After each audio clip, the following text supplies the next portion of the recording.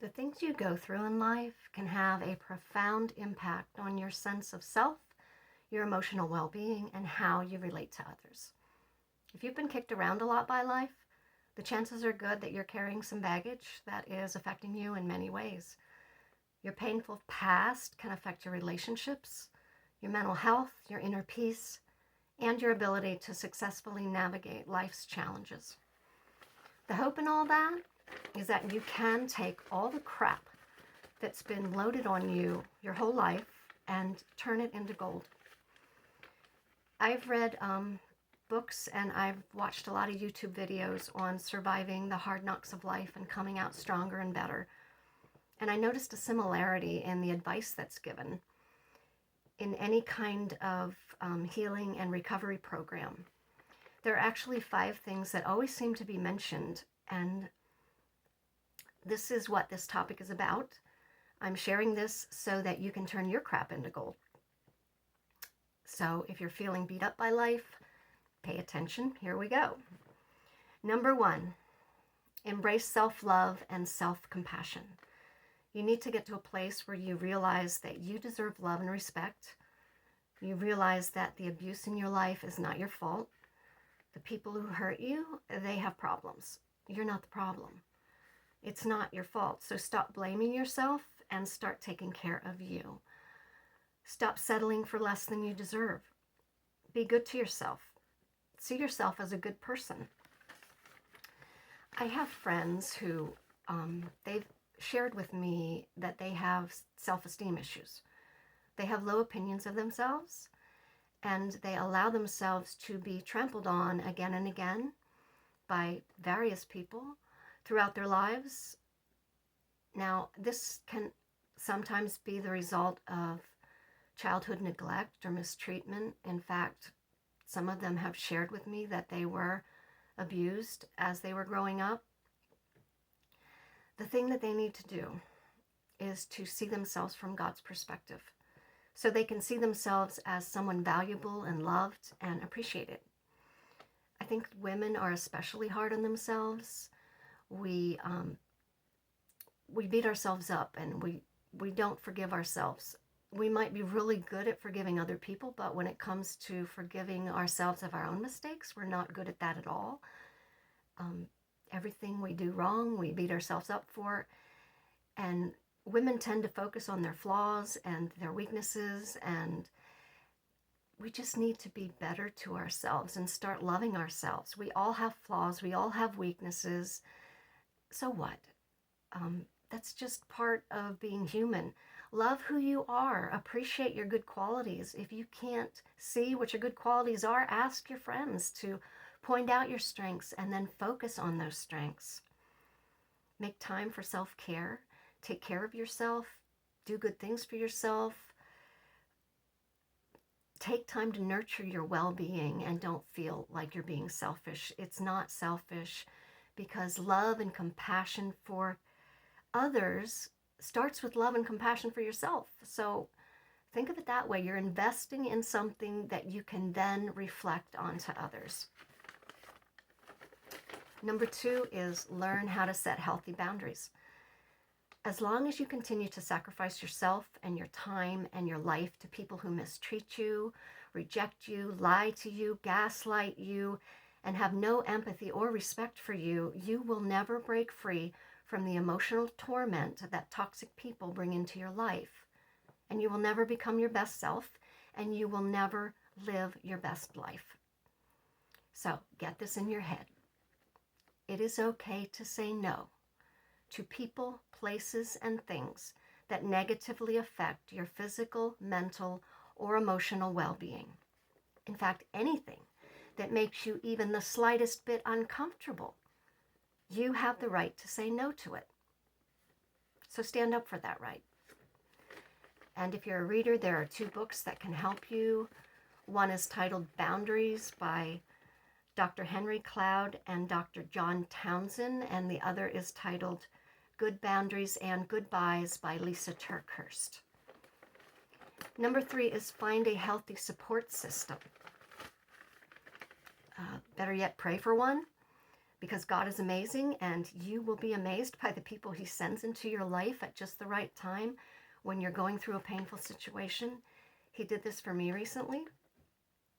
What you need when you're hurting is to surround yourself with people who have your back, people who are supportive and understanding.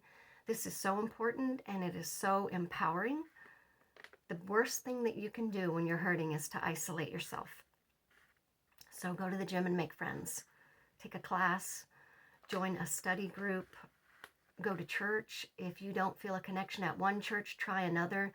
My husband and I have jumped around to so many different churches in the past couple years, but we have finally found one where we feel a true connection and we feel like we just really belong there.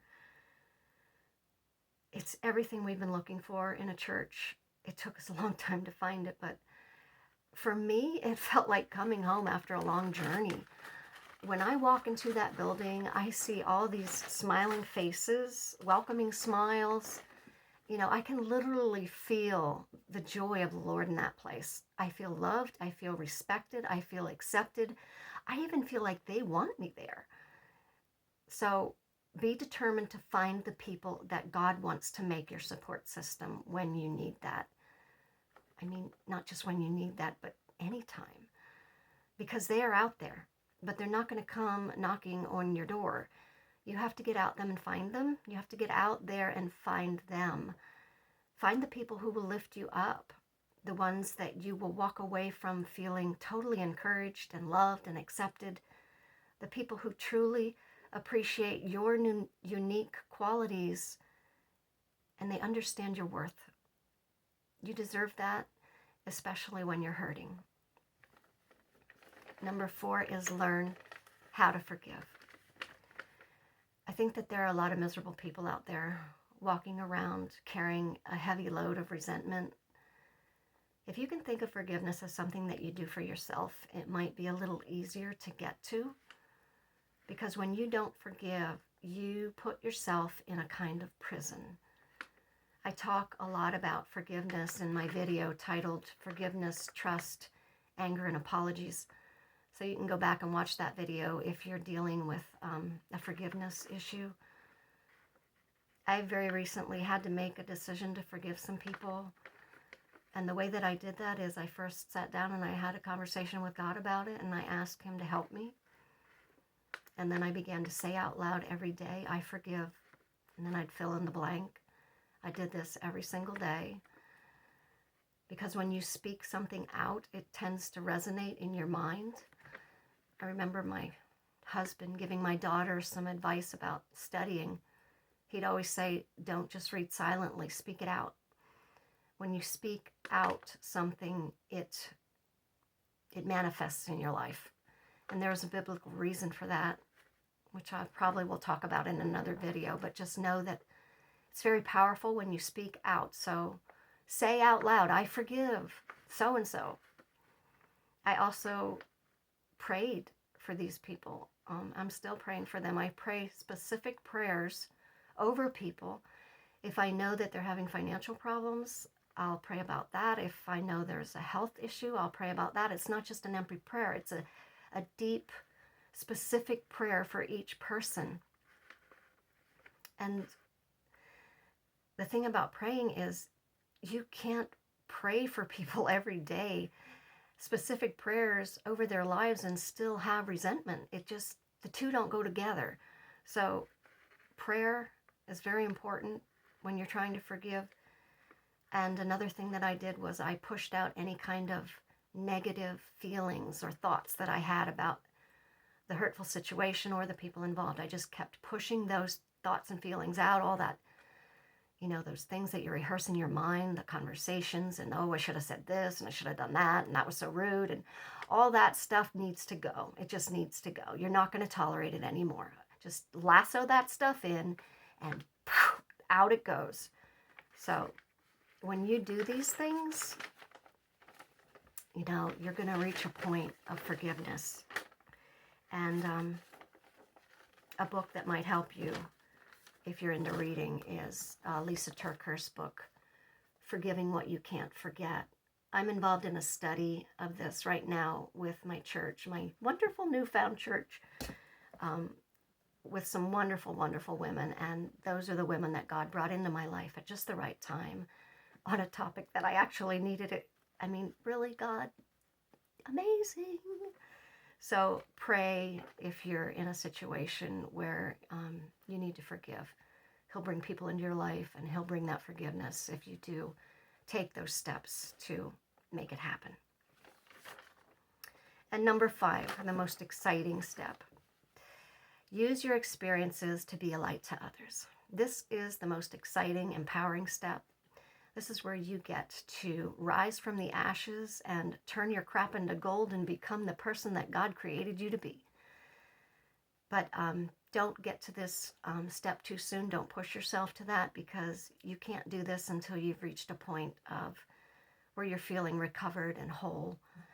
You can't help other people until you're feeling strong and healed yourself. But when you finally get to that point, look out, world, because all that garbage that's been dumped on you your whole life, it's like this great big treasure chest that you just can't wait to open and share with the world. And there are so many ways that you can do that.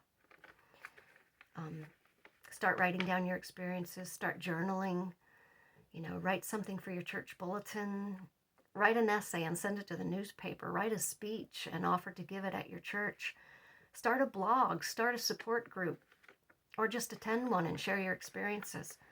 Lead a Bible study on a life topic that interests you, and then share your experiences. Let there be a reason for your pain.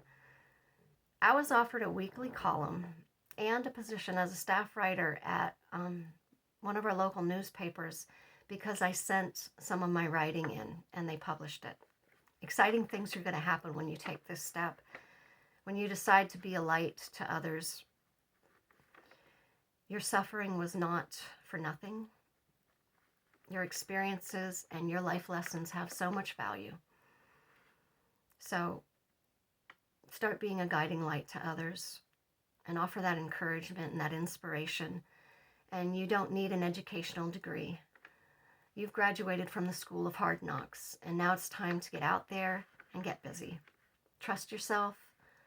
Trust your inner wisdom. Use your experiences to empower others. And that is how you turn your crap into gold.